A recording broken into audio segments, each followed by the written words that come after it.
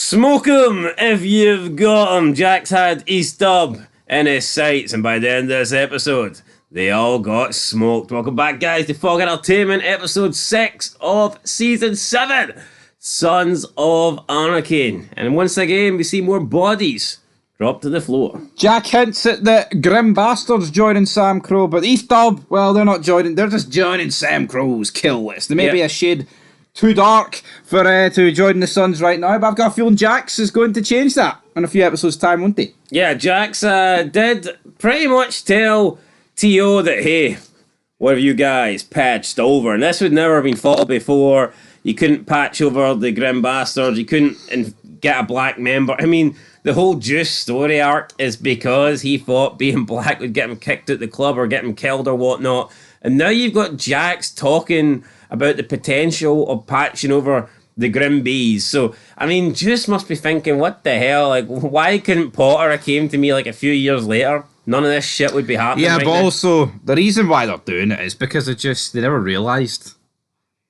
You know, I mean, Jax has pointed out in the past, like, I think it's time we change some bylaws. And I like the fact that there is an actual reason behind it. It's not just SAMCRO woke up one day and went, oh, it's 2025 or whatever this year was, we should change it.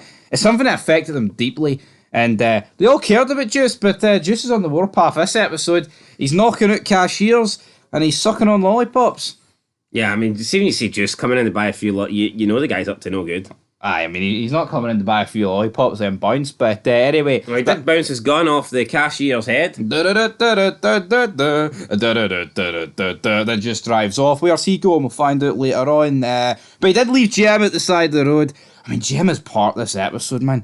Fucking very boring. Yeah, very boring, very filler. Juice could have killed Gemma because she was trying to kill him, but he didn't do that, so Gemma basically spends the entire episode walking back to some diner where she gets some food. She gets collected by Unser.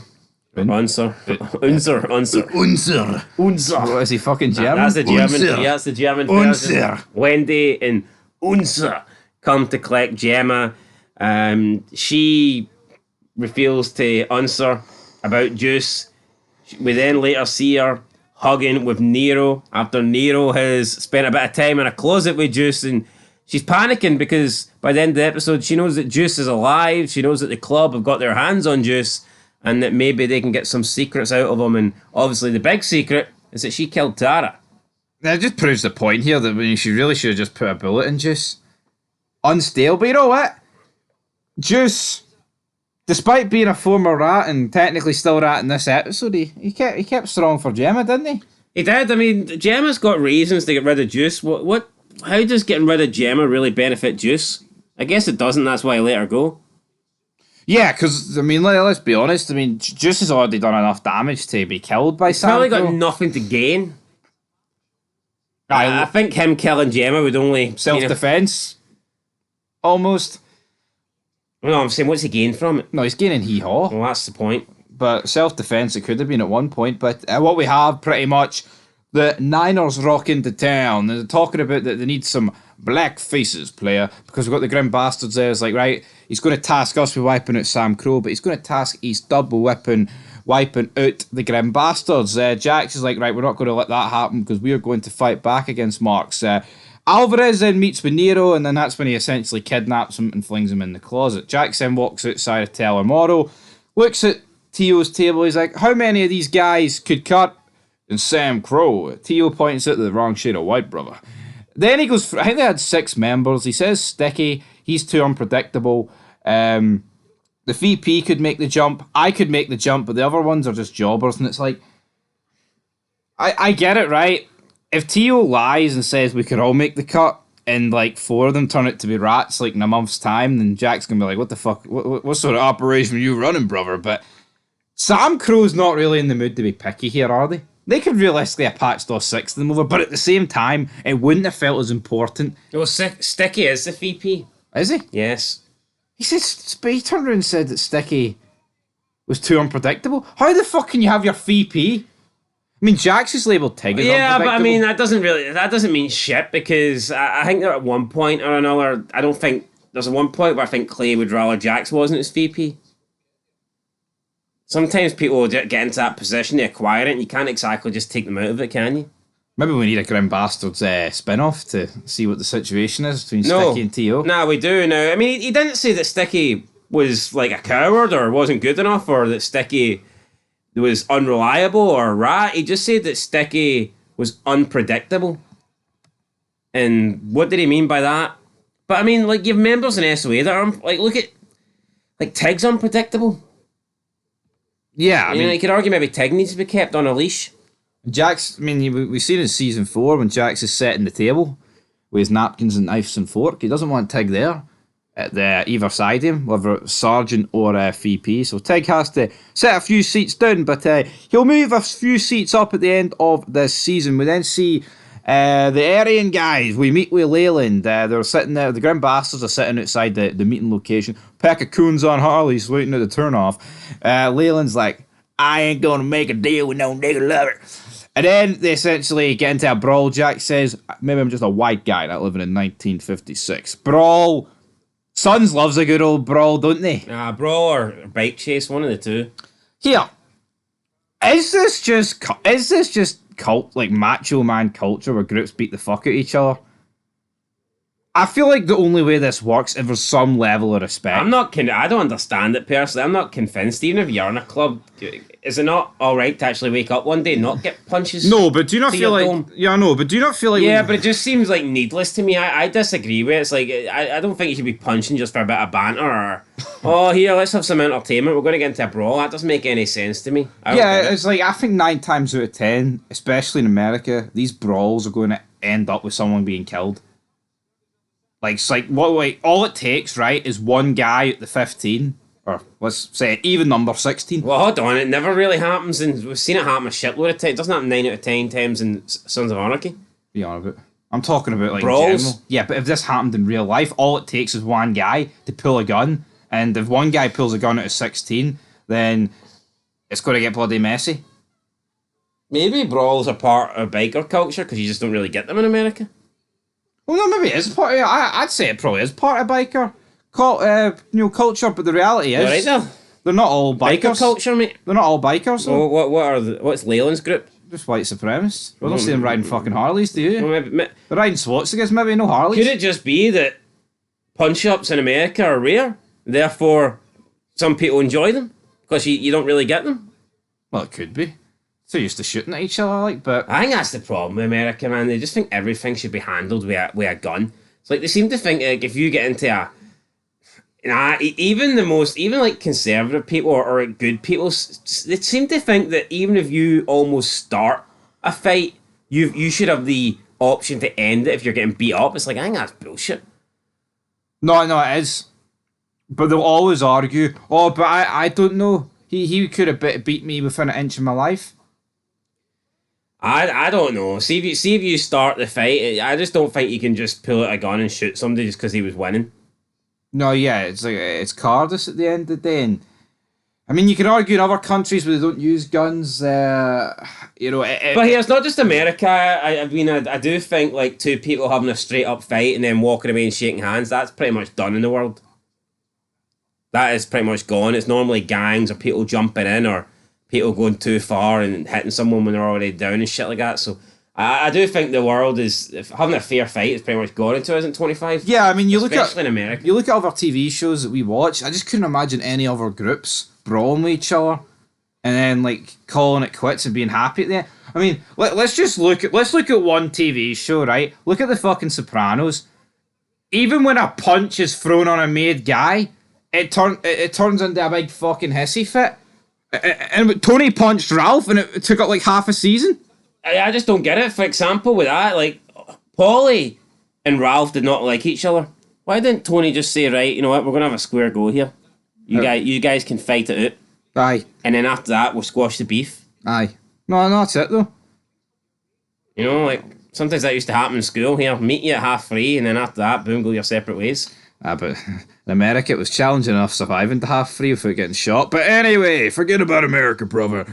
Let's talk about Sons of Anarchy. So essentially, what we have here is East Dub. They all get wiped out, right? They're all gone. They're all dead. Jax, they make sure it was Delane. Delane was the guy that wiped out two of the Grim Bastards, two prospects, and I think it was the sergeant. So, I mean, the Grim Bastards were sitting 9 deep at the start of this season. They've lost a third of their crew. And numbers are dwindling. They are dwindling big time. Tio gets revenge, shoots him. Jackson does the wee finger maneuver, and the rest of them all get wiped out. Nero and Juice are in the same closet. They start talking about what's going on. Just But like, how did they get in the same closet? Because first of all, Alvarez can't trust Nero, and he wants to lock him in a closet until he can get some answers. Seems a bit weird, but Nero just, I guess, reluctantly agrees to it. Like, what's he going to do? Fight off Alvarez? Fight off Ramos? You know, he probably knows here. I'll give your junkyard dog a new smile, boy. Pretty much says he's backed the wrong horse here. Didn't know what Jax was going to do. Alvarez doesn't really like what Jax done with Lynn. And not only did he give away the heroin and got him set up, but it's a bitch move for Jax in SOE. I don't care what you say, especially in that culture. That's all. It's not like ratting, but it's, you know, halfway there. It's pretty damn fucking close. So for Alvarez and I know, but it didn't go according to plan. They didn't want them arrested. He wanted to kill them and then keep Lynn alive. Yeah, but he doesn't know that, does he? Well, of course Alvarez doesn't. All Alvarez knows is that Lynn's crew got set up and arrested for having heroin on them, and Jax, along with Borowski, pretty much set it up. Nero whipped out the crippled kid, sympathy card, and Alvarez wasn't really buying it. So Alvarez and I got kids too, man. Alvarez and Nero go back a long way, but that doesn't stop him getting put in the closet. And then we see Juice approach Alvarez, and he wants safe passage to Mexico. He seems to think that Alvarez is going to supply it. He offers him just over $2,000 and Gemma's car, but Ramos says that ain't nearly enough, I say, because you're a wanted man.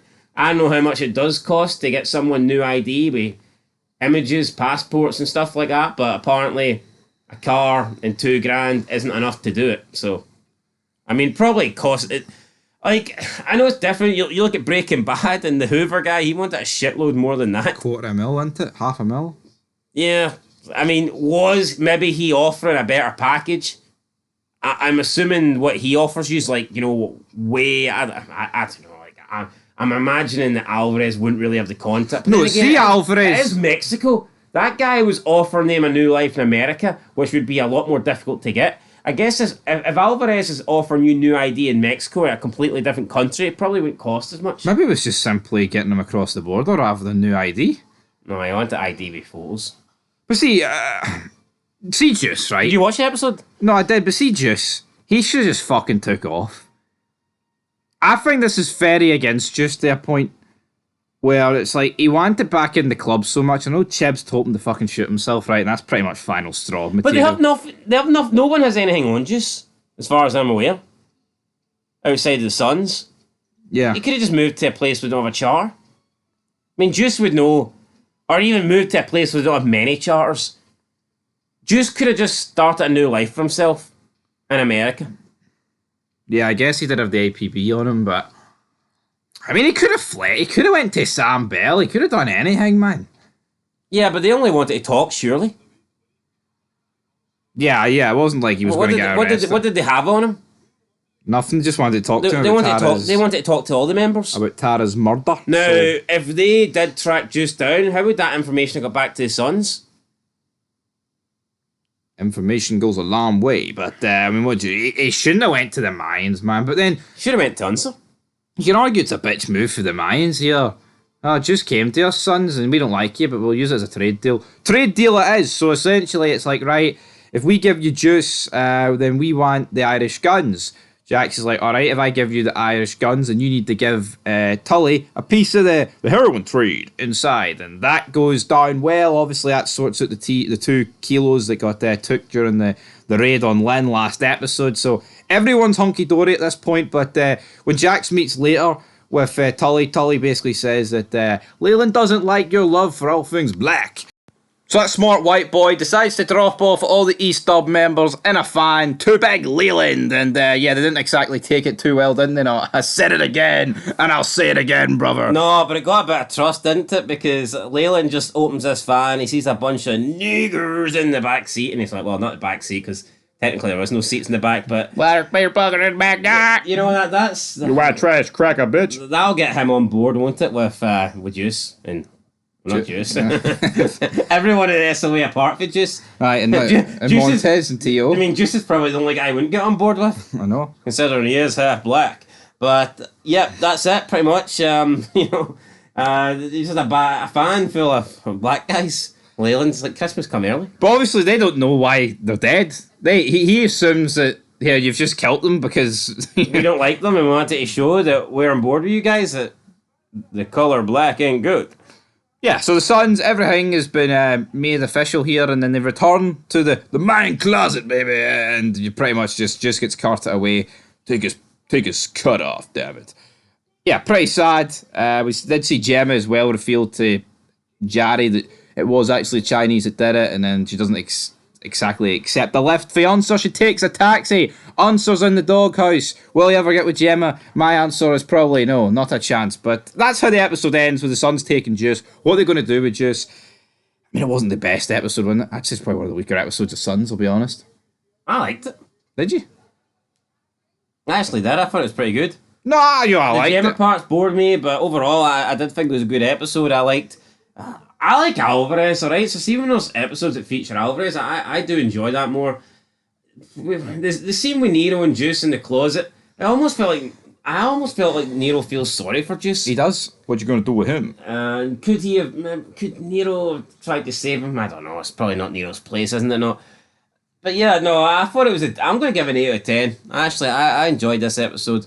Well, I'll give it a 7. Like we've said 100 times, I don't think a weak episode of Suns like a 2. I think it is probably about like a 6, 7. So, yeah, 7.5 out of 10. Smoke him if you got him. And what you need to do is smoke that like button. We need more support, don't we? Because I think the views on Fog Entertainment are dwindling. They're shite. Let's not get it twisted here. They need to improve. So we've smoked them and we don't get them. We need Mayan numbers. Where are yous? Where's Kurt? Fucking walking away for the abandoned. He abandoned us. We need him back, Kurt Suter. Come on, Kurt. We can't cut the mustard here on Fog Entertainment anymore, so we've ran out. We've got to cut the mustard instead. On that note, that's probably why there's no views. Till next time, peace.